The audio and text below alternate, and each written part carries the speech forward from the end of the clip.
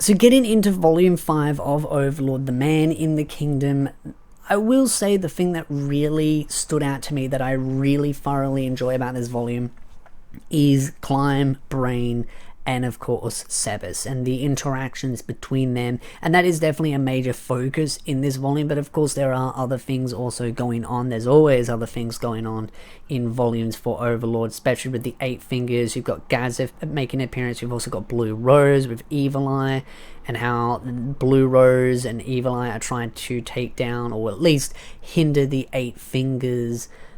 And I find the 8 Fingers interesting because it is a criminal organization, and they definitely got a lot of fingers in pies, per se, pun intended, but they definitely have a lot of power over the kingdom, and you can really tell just how difficult they are to deal with. Even Renee's trying to deal with them in her own special way, as a special little girl that she is.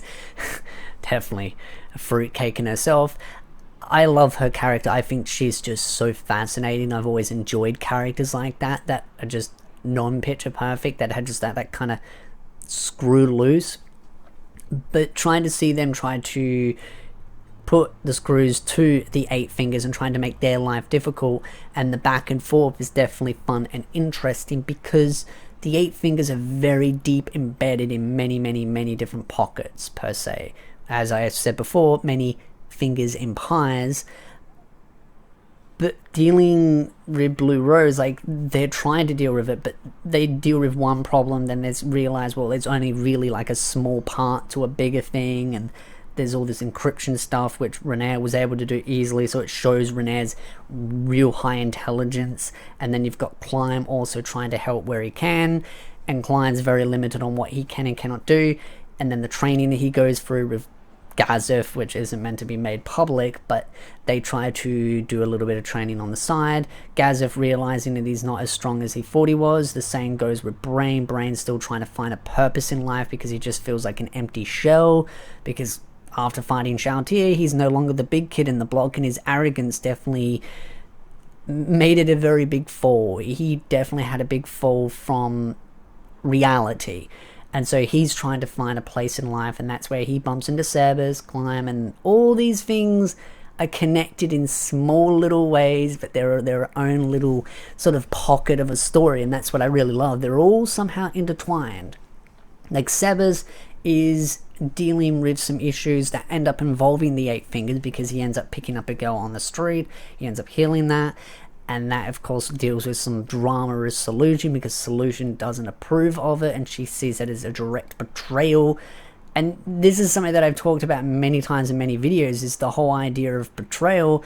And I've seen many comments where people say, oh, but the Floor Guardians are hard-coded, that they can't betray the Irons, and I'm like, the definition of betrayal is not just some simple hard code. Like, they're not hard coded against it. They have their own free will to do as they see fit.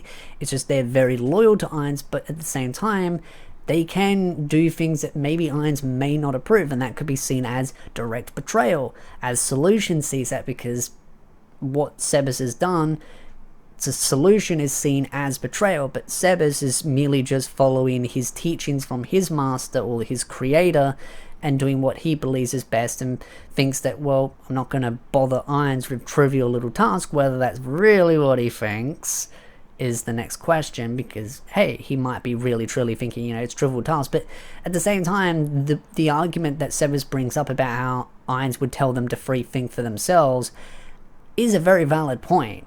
Irons is trying to tell them, and that's the previous volume as well, with Cocytus, trying to tell them, hey, you need to think for yourself, you need to stop relying on me, running back to me with every little problem, and going, oh, well, what should I do here, what should I do there? And it's more about them trying to think for themselves and doing what they think is best for Nazarick.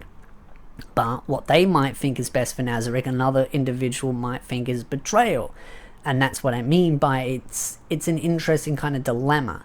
And I just, again, it's going to be something that I'll probably end up talking about in a separate video at some point in more detail, but I think it is very interesting how Sebas goes about some of the decisions that he does, and how he is now interacting with the 8 Fingers, going through that brothel, roof climb, and of course Brain.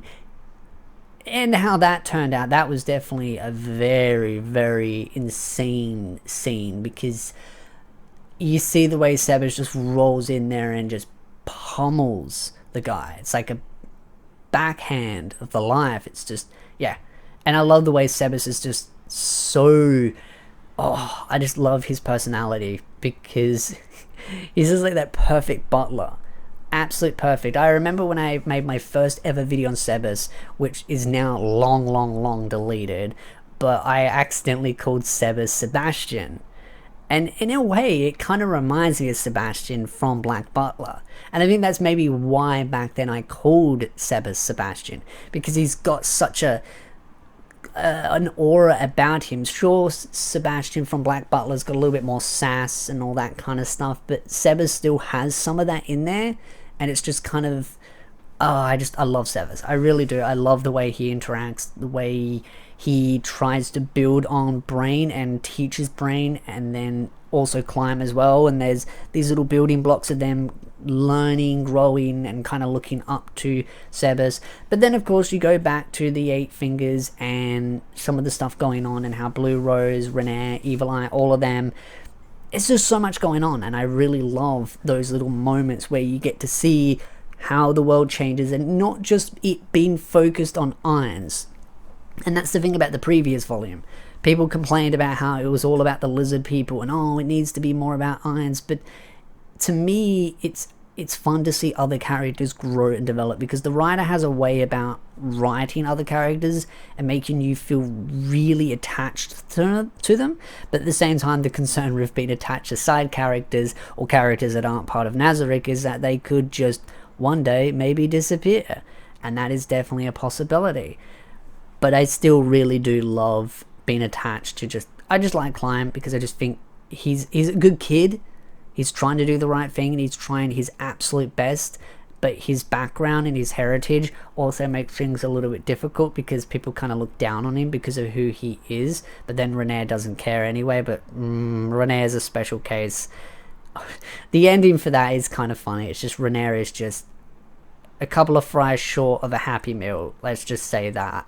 She is just completely insane. But that's the kind of characters that I really like in stories like that. So definitely looking forward to rereading more and getting to enjoy that part of her again. And also the fact that you have Blue Rose also trying to assist Climb with him learning and growing. And then there's also that weapon. The fact that they're like, there's this hidden power in this weapon, and she's trying to control it. And it's like, yeah, that's not what you think it is. That's just GBOs. She's just delusional. I love that. I really do.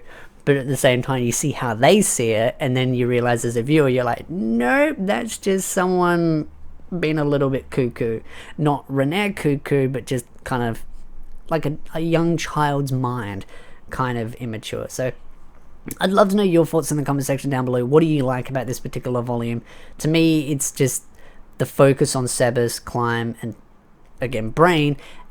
But all the other things also add to the fun and the joy of the volume. So again, love to know your thoughts. But if you like this video, hit the like button, subscribe for more anime content, and I'll see you beautiful nerds in the next video.